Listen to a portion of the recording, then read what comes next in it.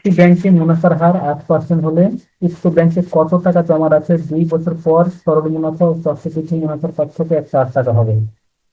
আমরা হিসাবের সুবিধা ধরে নিচ্ছি, ধরি মূলধন 100 টাকা, অতএব 2 বছরে সরল সুদ যদি জানি PNR/100, তাহলে 100, N মানে 2, R মানে 8, ভাগ 100, তাহলে 100 কাটা যায়, 8 × 2 = 16 টাকা।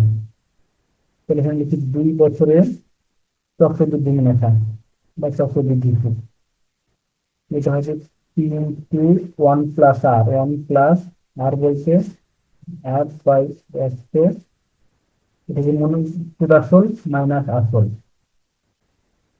তাহলে এখান থেকে হিসাব করে পাই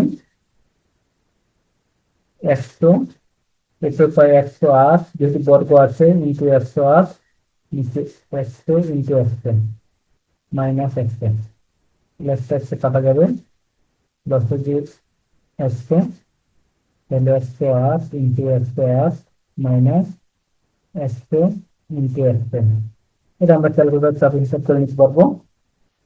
16.250, 100 টাকা।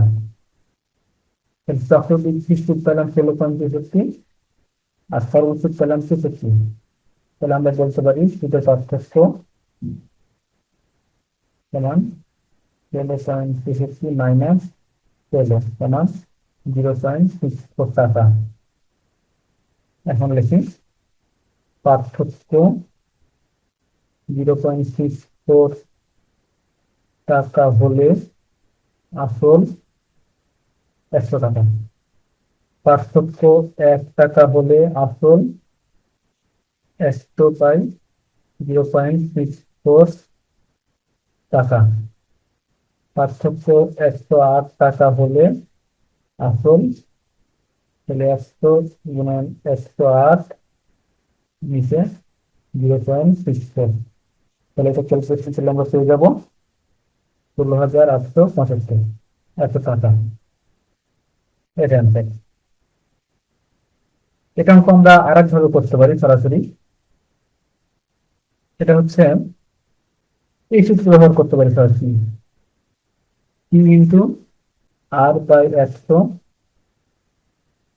2 বছর স্কয়ার সমান পার্থক্য 108, বা পি আর মানে 8 নিচে 100 স্কয়ার সমান 108, বা পি সমান 108 ইন্টু 100 ইন্টু 100 নিচে 8 ইন্টু 8, তাহলে এটা ক্যালকুলেশন করলে পেয়ে যাবো 16,875, 100 টাকা।